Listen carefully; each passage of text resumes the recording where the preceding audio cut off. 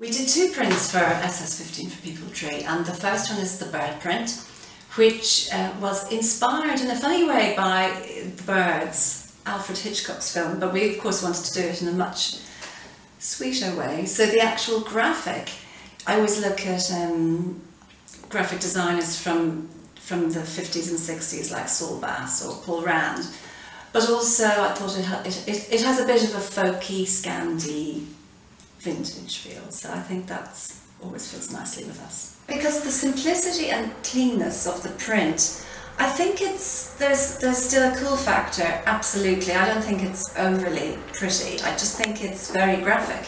And I think the red balancing the pink grounds it, it kind of takes it away from being anything too sweet. So I think it's for a cool girl who likes colour. I think you can, with any of these dresses, they are so easy to dress up or dress down, and I think you can wear a simple pair of summer brogues to espadrilles to flip-flops. I don't think it really, I think these dresses will work with whatever look you want to put with them.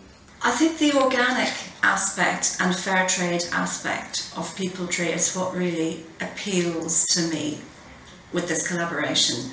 I think the integrity behind the idea and the follow-through is so amazing. I still look back to designers of mid-century, you know, the time that inspires me the most, and I think that was a time where they really were kind of breaking the boundaries. So I suppose, you know, if you look back to textile designers like Lucienne Day or Barbara Brown, I guess furniture designers or product designers like, yeah, the Danish of course always were an inspiration to me, like Finn Yule or Arne Jacobsen, Charles Eames. I mean, you know, they inspire everybody, but I guess it's what you draw from that or what you take from that. And then of course I love film, I love photography, so I'm always kind of inspired by new images or new things I find. All of the collaboration with People Tree is very vintage inspired, and you've talked about some of those inspirations that have come through from the 50s, an age when also women were finding their independence and their strength. Can a woman enjoy and love, you know, vintage and feminine, but still be strong and empowered and want to change the world?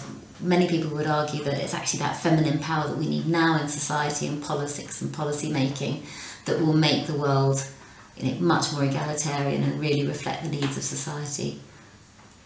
I think back to the time that inspires me most is 50s, 60s and 70s, a time of real change where the 50s maybe women were seen in that more traditional, at the time, role of housewife, being at home, and they were starting though to kind of really find their strength and their independence. And I think in the 60s, where things really started to kind of change, women were definitely looking for more power and also for more freedom and the right to kind of, the equality, I guess. And now we're in a situation where we've got much more women. I know we can have more, but we have much more women in industry, in politics. We're empathetic, we're compassionate, we care about things, and I think that's always going to be something